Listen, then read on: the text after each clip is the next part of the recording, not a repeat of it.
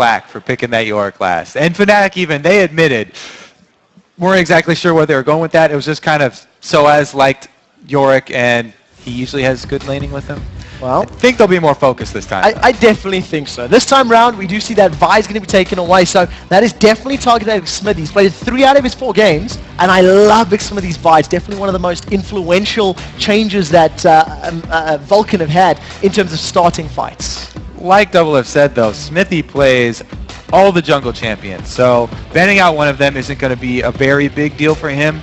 Mostly that just means that the Vi level 6 gank at mid is not going to be there. They won't have that guaranteed ability to lock the opponent mid laner in place that will line him up for anything that ManCloud wants to be or wants to use. That's why Vi is so highly prized in these mid-centric games, is because she guarantees you to hit your skill shots. Well, we'll see how this works out. Fnatic do have Ahri up and available, and we know how Peke likes to play, but the question is, have Vulcan planned this up? Are they aware of this thought?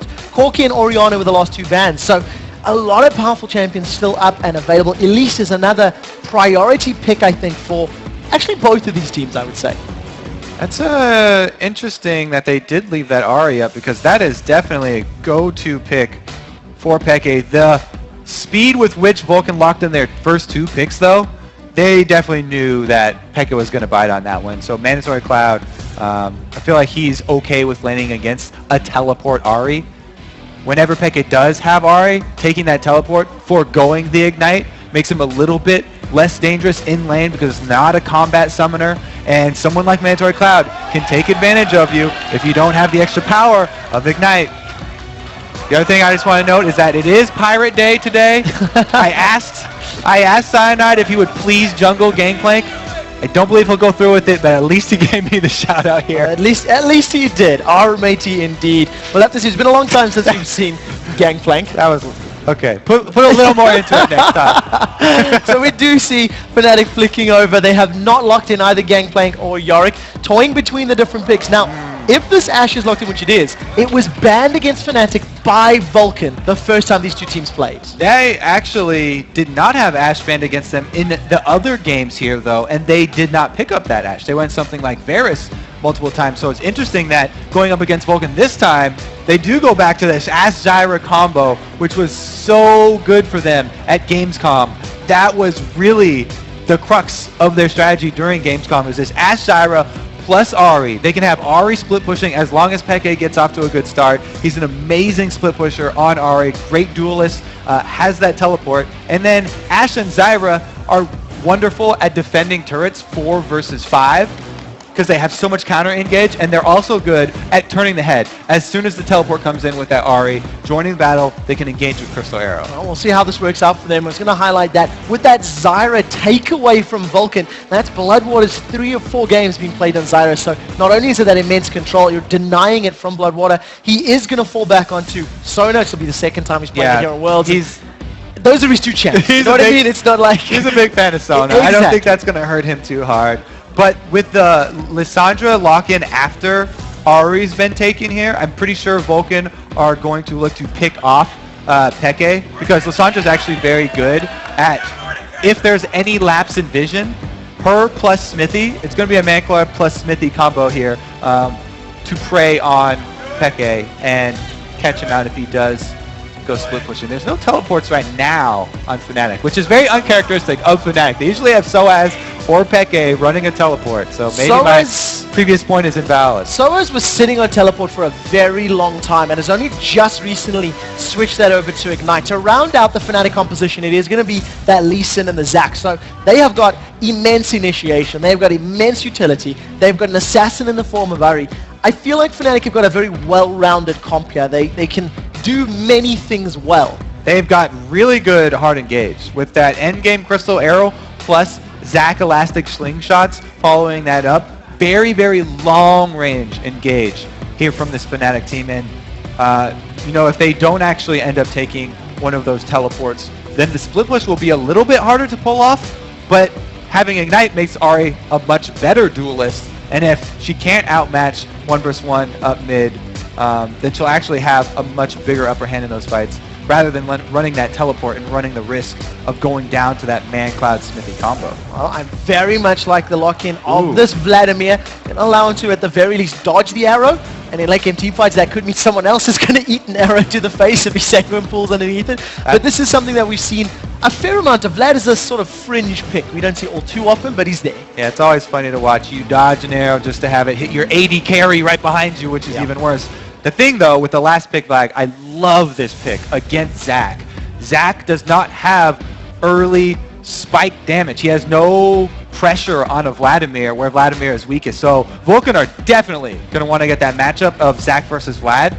Expect to see some deep wards, probably one of those ozone lane wards, so that Vulcan can get the matchup that they want here, because Vlad scales up very well against Zach, and he becomes a split pushing monster, especially running Flash Ghost. Well, we'll see how it works out for them. You guys have been voting on this match at home, so let's see who you guys think is actually going to win this one.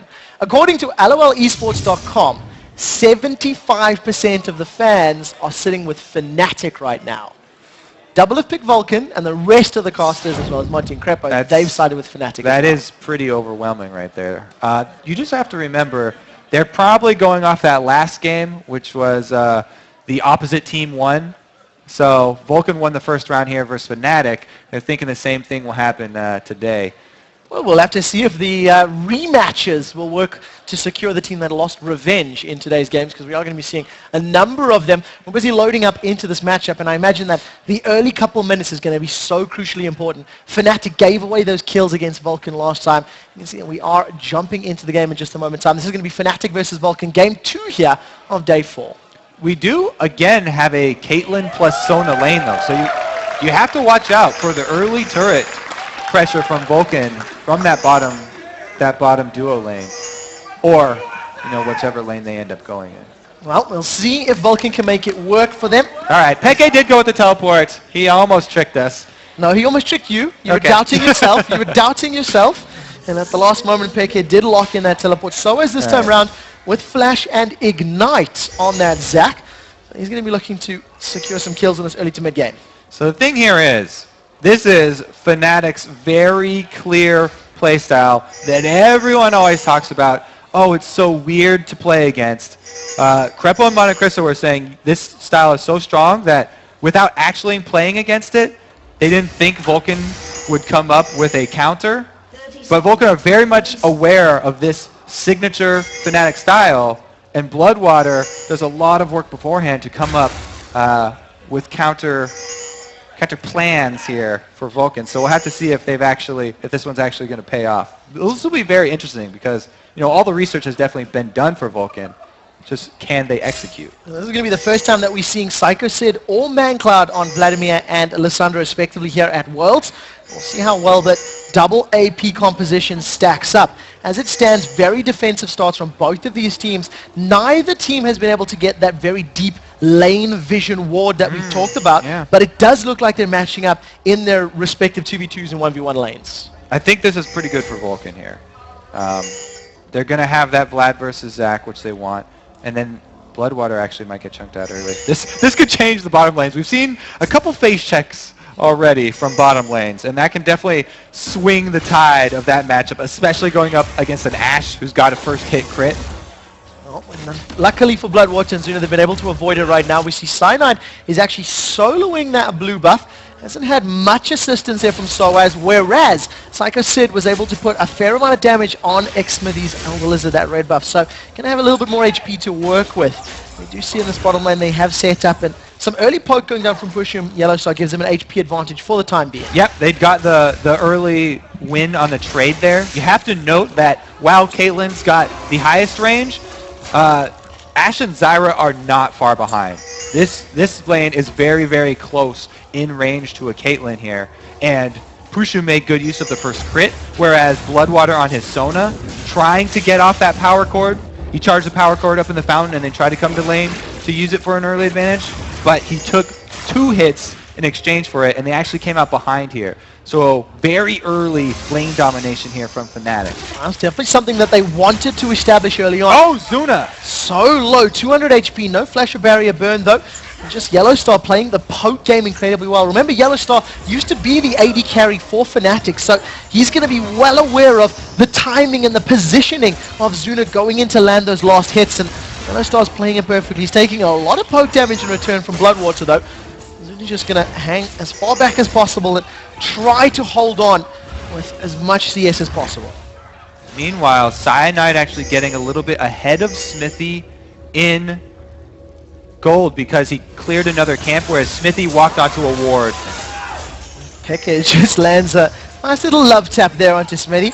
Face planted that charm and the Orb of Deception. We do see Yellowstar. His cookie has been eaten right now, sitting with a potion and a ward left in his inventory. Still trying to play that poke game, but Zuna's done well. He's held back far enough, and Bloodwater's spamming out those heals to keep him topped up. Yeah, they've got the sustain advantage here with the Caitlyn Sona. Double was saying sustain is crucial going up against the Caitlyn lane, but Ash and Zyra are making good use of their poke. Look at this rotation, though, from Soaz, all the way from top lane to pressure Mandatory Cloud. Well, we see ManCloud is low on mana, and he has decided to back away. Soaz is going to try to return to lane without losing too much CS, and with the impact that ManCloud had in the previous game, he was playing Orianna, and I think he went something like 7-1, something other towards the end.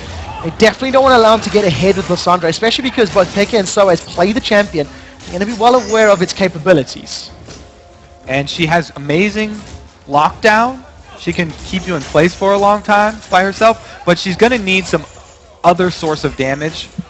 Her soloing Ahri is a little bit difficult because the extra damage was taken down on her a little bit to compensate for how much crowd control she does have. So we'll see as we are getting closer to level 6. ManCloud is very low on mana, but thanks to Lissandra's passive, going to be able to have some free spell casts every now and again. He's going to decide to back away now with that 36 CS in his back pocket. We'll see what he decides to pick up. We see Xmitty has already secured himself a pink ward after going back and going to try and get some vision control. A pink ward secured for ManCloud as well, so definitely placing some importance on this early game vision against Fnatic. They don't want to get caught up by those rotations and potential ganks that Soaz and Sun have already been looking at, trying to see if they can taste victory. Yeah, it's very uneventful early game here. Some more good wards coming out and some heavy jungle farming from Cyanide here. He is slowly getting a little bit ahead of Smithy. Meanwhile, the mid lane definitely went Peke's favor as he was able to shove one minion wave up before Mandatory Cloud arrived. But since Lissandra a little bit slower at pushing, he's going to arrive in time to grab these ones up. And we see a slightly different build here from Xpeke. He's gone with that Chalice of Harmony, early magic resistance against Elise, Vlad, and Lissandra. That makes perfect sense. Yeah, double AP. It's actually a triple AP because their jungler is AP as well. And he's only really worried in the early game about that combo of the Lissandra plus the Elise bursting him down. So I really like going this Chalice instead of, something that the Chinese teams were opting for with rushing the Abyssal Scepters. Charm's going out. That's the first one we've seen Peke miss. He got some decent damage on ManCloud. He was hanging out in the river. Right now, pushing Yellowstar. They got the exhaust down. We see Xmitty has been rooted in place. Yellowstar's been able to save Pushy for a while. He does flash, gets away from the cocoon. Tower damage is there. The barrier bait is up. Now the tower turns onto Bloodwater. First blood is secured, but look in the background. Peke's used the teleport. He's been able to pick up one. Now barrier is down. Peke's low on mana. Zuna dropped to 150 HP. Final rush is going to be enough. Peke with the double kill, 3 for 1 to Fnatic. That teleport definitely paying off right now. He's able to turn that completely around. Even though first blood going to Vulcan, 3 kills for Fnatic, all assisted. And the first blood was secured with Bloodwater, the support. That's not ideal when it's your carries you want to give the gold to. Yellowstar and Peke trading as much damage on this tower as they can before the minion wave is taken out. And Peke hasn't even lost in form up in the top lane. Ignite is burning on Psycho Sid as Soaz is going to have his cell division. Not even going to get popped just yet. But let's bounce. Hemoplay, Ghost, Flash, everything blown in that top lane. So many summoners are down for Vulcan now. Their bottom lane is no summoners as well. They do have a pink ward for this dragon though, and because Peke just recalled, it is going to be Vulcan actually answering with an objective. Very smart move right here. Even though they lost out on the kills, they took advantage of the low health of that mid laner to grab something back. That keeps the gold basically even right now. 200 gold separates these two teams, and that's a good start. Cyanide trying to extend that a little bit further. Realizing the dragon was going on, he's going to steal away this red buff from under Vulcan's nose. Very good counter here from Cyanide. Whenever you do have that vision of the opponent jungler, you need to take advantage of it. And all said, I think Fnatic still came out definitely ahead in that last foray down bottom. Even though Mandatory Cloud was able to shove mid, he's still behind in minions because Peke took a lot from the bottom lane. As it stands right now, Pushu's returned to lane with those 2 assists with a BF sword. So that's going to be a lot of damage being traded if he can land. Vladimir's trying to place his ward right now into Cyanide with red buff. So Cyanide putting some very good damage down. Realizes Hemo Plague's not up. No Nor is summoner. that. Take a look at that. The slingshot comes in. There's no bounce either. But the stretching slingshot does catch. Sid is slowed down. Red buff is up. It's going to be ticking. It's Cyanide secures it. In the bottom lane, Pushu with the BF sword is going to secure a kill into Zuna. And Fnatic with a 5-1 kill lead are in great position right now. Bloodwater not level 6, no crescendo for him. That means Zuna's going to go down. Good job again. Fnatic taking advantage. No summoners there for Vulcan, top or bottom, so they get repeat kills. As it stands right now, Smithy's trying to set something up in the mid lane. Spirit Rush is available. Peke dashes to the right, has 2 more procs available, and he's going to be able to stay out of range of that cocoon and does actually get out cleanly. Now Yellow Star and Pushu are applying damage to this tower, and it's a couple auto attacks away. This is going to be first tower of the game. Falling to these minions, most likely, the Fnatic are going to try to even up this global objective score. Okay, so minions do get that early turret, but the dragon was already taken by Vulcan, so they won't, that extra control for the bottom lane won't do a lot for them in the near future. And we'll have to see at this point, will Zuna go the route of Genja and freeze that bottom lane, or will he try and shove it back and get his team some more pressure on that map elsewhere? Well, talking about decision-making of players, Manclad's going the way of Expeke from game 1 with his Lissandra. His first big item is a Negatron Cloak.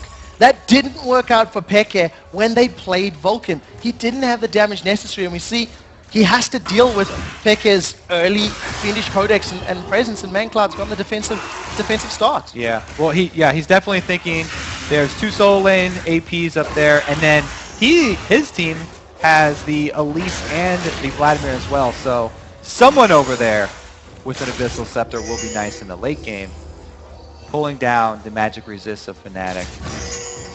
Means that his lane right now in the middle is going to be safer, yet the kill potential is not very high at all. Manclad now falling further and further behind, over 20 CS behind Peke right now. Teleport will be up in the not too distant futures, around about 20-25 seconds on that cooldown, and we'll have to see whether or not Fnatic want to make another play. There's no tower on that bottom lane, so if Zuna and Bloodwater stay extended trying to farm, they're at risk of being jumped on by Peke's Ahri. Yeah, so far it looks like, even though Vulcan have had so much footage of this Fnatic, this exact Fnatic style, not doing a great job of adapting. The early teleport really turned this in Fnatic's favor. Once again, giving away that Ahri. It's something that Vulcan did during picks and bans. Their final ban was Orianna and not Ahri. Right now, Fnatic grouping up in this mid lane. There's 4 of them here available, trying and shove down this lane. You can see Zuna not freezing lane in his tower, instead pushing it down towards Fnatic. And Fnatic going to get a 4 versus 3 potential. Remember, Enchanted Crystal Arrow is up if anyone steps out of line. Mancloud does have his ultimate ready, but he's stunned right now. Does get rooted down. Stranglethorns throws them up, and that's a pretty awkward engagement for Fnatic. They didn't seem to commit to it. Look, they chunked out half of Mandatory Cloud's life, though. That is one of the weaknesses of Lissandra. Yes, she does have an immunity that she can cast. However, she can't do anything if she gets CC'd from 100% to 0. They didn't dive in on that one because they couldn't chain them. But still, chunking him out to 50% means there's not a lot of aggression they can return. A lot of damage going onto that tower as well, dropping into a couple hundred hit points. We see that Pushu. He's returned to the bottom lane to stay even on CS with Zuna. However, he's sitting on that pickaxe and BF sword, so significantly higher attack damage to the Vamp Scepter Berserker's Greaves that Zuna has to deal with. Now we see Sid and Soaz. They continue their island battle, as it were. Both of these top laners for both of these teams, in fact, play that stick alone in the top lane. That's a crescendo into a Glacial Doom. Peke is going to Spirit Rush away. He's still alive. Cyanide. He survives. The Cyanide takes the ace in the hole. The Grasping Roots in the background locks up Vulcan, and in actual fact, it's Fnatic that pick up a kill. Here comes Soaz. Slingshots in. He interrupts ManCloud. ManCloud cannot get away with the Claw of Doom. It signals his doom. Zuna rushes forward. Cyanide gets away with about 10 HP. Now they turn their attention onto Zuna. Ignite's ticking. It's not going to be enough to pick up the kill. But Fnatic grab 2, and all of a sudden, Peke wants to play with Psycho Sid. No Spirit Rush. Sid's going to get away. Sid will easily be able to ghost out of that, but the dive right there where they tried to hold down Ahri was the plan with Lissandra. They even used Crescendo for that as well, but a beautiful body block from Cyanide, saving Peke's life, and then there was just not enough damage with that Lissandra going Negatron Cloak early. Also, Cyanide was able to get out of that alive. Again, Lissandra, huge weakness with being interrupted by crowd controls. Amazingly played there by Fnatic. Fnatic are now 4,000 gold in the lead. They're going to secure their 4th tower of the game. They have the bottom inner turret. They have all outer turrets. And Peke, even though he doesn't have teleport, he's going to be playing the split push role. Kobe, it's almost like you know how Fnatic play. Well, yeah. we talked about it before. Teams are very aware of this. It looks like Vulcan are trying to answer that split push with this dragon. Oh, the Ash Arrow goes in. It's not going to be enough. Smithy's going to be able to smite that one. Cyanide actually one of the best smite stealers in the business. Not this time, It's worth noting that was extremely impressive there by Smithy. He was able to get it away. Cyanide known for stealing dragons. Peke just got his Spirit Rush available, so if Sid gets caught by another charm like that, Peke may have enough damage to kill him. Got the Needlessly Large Rod plus that Athene's and Holy Grail already completed, and a very healthy CS lead over his opposite number. There's no MR for Sid to deal with, and he can sustain well, but he's not going to survive the burst super efficiently. And it's definitely up to him to deal with this Peke split push too. So we'll have to see how that one turns out later and how the vision control of this Lizard side Vulcan jungle does turn out. Because right now, Fnatic are taking advantage of this Caitlyn bottom. They pretty much have free reign over the red buff. This is the second red buff steal in a row for Fnatic. The last one went to Cyanide. Once again, Sid gets charmed up by Peke. A lot of damage goes down. Here comes Soaz from the backline. They're just trying to focus down this turret. Peke eating a ton of turret hits. Zuna has recalled though, so Caitlyn will be joining the Vulcan team. If Fnatic try and stick around to finish off this turret, it would be very dangerous. Oh, Peke, realizing he's dropped very low, has fallen backwards. That would have been tower number 5 for Fnatic if they'd stuck around, but they have not. And you have to imagine that once Peke rejoins that lane, it won't take him too long to be able to actually finish off that last couple hits. Thing is, it's so early that it's very hard at 16 minutes in here for Bloodwater to get an Oracles and clear up this vision. It looks like he's going for it though. He's bought an Oracles plus a Vision ward here. He's going to do his best to clear out all of the wards that Fnatic just placed in their red side invade. The only thing is they've already stolen away the crucial thing in that jungle, which is the red buff. Now they'll be looking for picks there. Well, Pushu once again returning to that bottom lane just as that very large wave of minions is about to crash into his tower. He has the red and had the blue buff available, so can allow him to just clear out that wave even quicker. In the mid, we see Soaz trying to set a fight up. In fact, does have that slingshot available if he wants to jump in instead. Just the presence of Soaz, Peke, and Cyanide is enough to force Vulcan backwards, and they're not even able to contest in 3v5. They weren't fully aware of where they have to be very, very careful because of the Crystal Arrow. That's always got to be in the back of your mind whenever you're playing against an Ashe team. They can initiate from so far away. Crystal Arrow into Elastic Slingshot. And we've already seen Pushu throwing out that arrow onto ManCloud the last time the mid tower was under pressure. Look at Yellow Star and Peke's positioning. With Flash and Spirit Rush available, Peke may actually just dive over a wall if anyone eats that giant enchanted crystal arrow. A bunch of wards going down trying to get vision. You can see this is what Fnatic are currently dealing with. It's just a matter of seeing who steps out of line first. Peke also has his Deathfire Grasp, so he's looking to 100% either Zuna or Bloodwater. He got the charm! Charm does land on Bloodwater. It's not going to be enough. First proc of Spirit Rush. I think it was used there by Peke. We'll see if he decides to continue. And Yellow Star's hanging around on the backside. Spirit Rush proc 2 is down. Glacial Doom comes out. Now the arrow does catch Sid. That is immense. There's been no Hemo play yet. They've traded mid laner for support in mid lane. Now Sid forced backwards. The Hemoplague was out, only catching Pushu. That's not going to be enough to kill him. Psycho Sid's going to be the next victim as we do see the Cell Division coming up. Cyanide has got a double kill in the background, and Zuna, the only member of Vulcan to survive. Fnatic now turn their attention to this mid-inner turret. Zuna's still alive, but he can't defend against 4. Again, Vulcan used everything to burst down Pekka there. They get him, but now they're going to get Ace. Cyanide jumps in, he didn't even use his Dragon Rage. Zuna now on the other side. Root comes out, not going to be enough. Stretching strike from Soaz finishes it up. That's a delayed ace from Fnatic and tower number 5 to stack it up. Cyanide trying to kick him back into the rest of his team. Okay, so they get Peke with the ult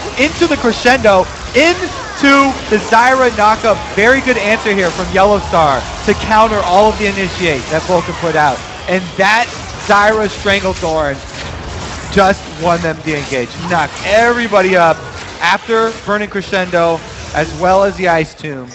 There was no more left for Vulcan. Vulcan basically became a flying team in that engagement. So many knockups coming in from Zac, from Zyra. They couldn't do a thing. Now Mancloud's trying to pick up his blue buff. We see Smithy. He does get charmed. Here comes Pekka. DFG was used. Second Proc Square Rush. The third one still going to be used to finish off the blue. And that's another kill going to Fnatic. This time landing in Yellow Star's hands. 3-0-8. At this point, Peke also has all the things that he needs to be a solo split pusher. He's got a magic resist, he also has his Deathfire, which is the killing potential, but he's used everything in that last pick. Hemoplague did go down, a good charm onto Mancloud. Now Glacial Prison is available, but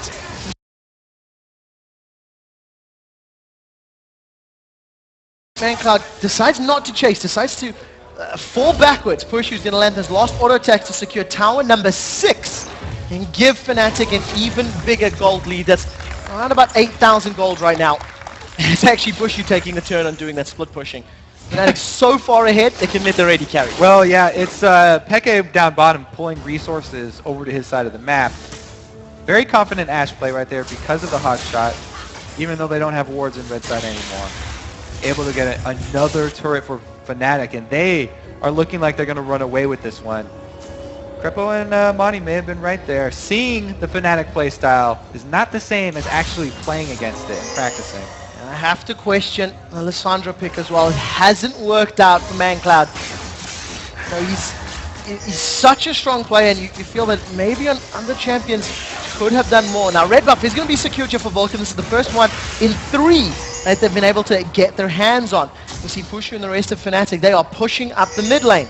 Enchanted Crystal Arrow is available. As you see Yellow Star, he's clearing out wards at Baron, so keep that in mind. Now Peke threw the charm out if Mancloud had landed, and it would have caught, but not this time. Now they've carried the Ashe Arrow down onto Smithy. He has no repel to fall backward. Peke does get locked up by the tube. Crescendo catches him and Pushu, which is immense. We do see that a great survive there as the locket of the Island Solari keeps Peke alive. Now Pushu turns his focus onto Sid. That's 4 quick kills back to back to back, and that locket keeping Peke alive. That's the tower down. This is going to be the inhibitor as well, and Fnatic may continue to push. That was very beautiful play there by Pushu, picking up those last 3 kills going under the turret. But again, the Frozen Tomb into Crescendo onto Peke seems to be what Vulcan were having as the answer, and it did not work out. There's a surrender. Vulcan calling it quits at 21 minutes, 30 seconds. Fnatic now convincingly in the lead of Group B.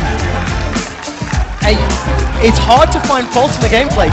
Vulcan simply outplayed. The whole time that I was over there at Gamescom with you, watching Fnatic play live for the first time, and they kept on getting Ashe Zyra and Ahri or Fizz with teleport split push. Nobody really had an answer even over in EU.